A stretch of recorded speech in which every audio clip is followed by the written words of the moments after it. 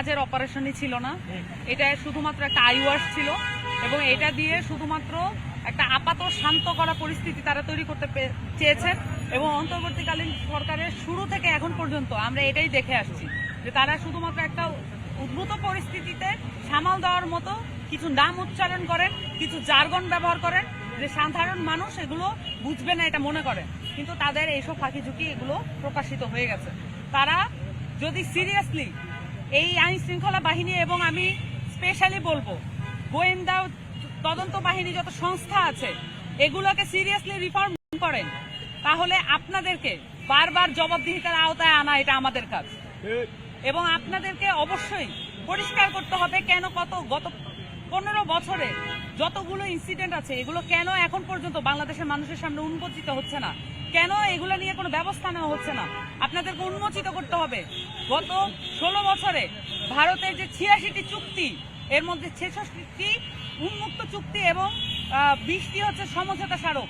এই 86টি চুক্তির কি কি টার্মস অ্যান্ড কন্ডিশনস আছে এগুলো বাংলাদেশের মানুষের সামনে উন্মুক্ত করতে হবে।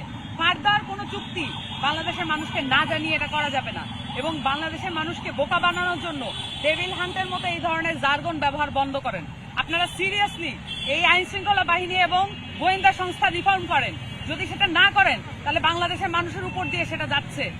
আপনারা এই ধরনের যে ফাঁকা বুলি, ফাঁকা আওয়াজ এগুলো বন্ধ করেন, ব্যাটাগিরি বন্ধ করেন এবং এটা বন্ধ করে আপনারা বাংলাদেশের মানুষের সপক্ষে এসে আপনারা বাংলাদেশের মানুষের যে নিরাপত্তা সেগুলো নিশ্চিত করেন।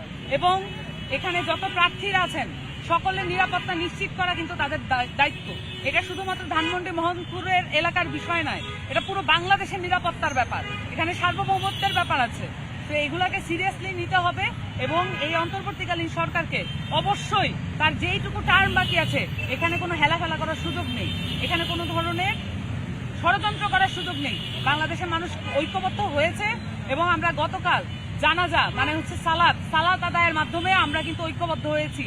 শাহাদাত এবং সালাত এই দুইটা হচ্ছে আমাদের ঐক্যবদ্ধ হওয়ার মূল সুর এবং আমাদেরকে অবশ্যই এটা ধরে রাখতে হবে এবং কারো ষড়যন্ত্রে যাতে আমরা পা না দিই।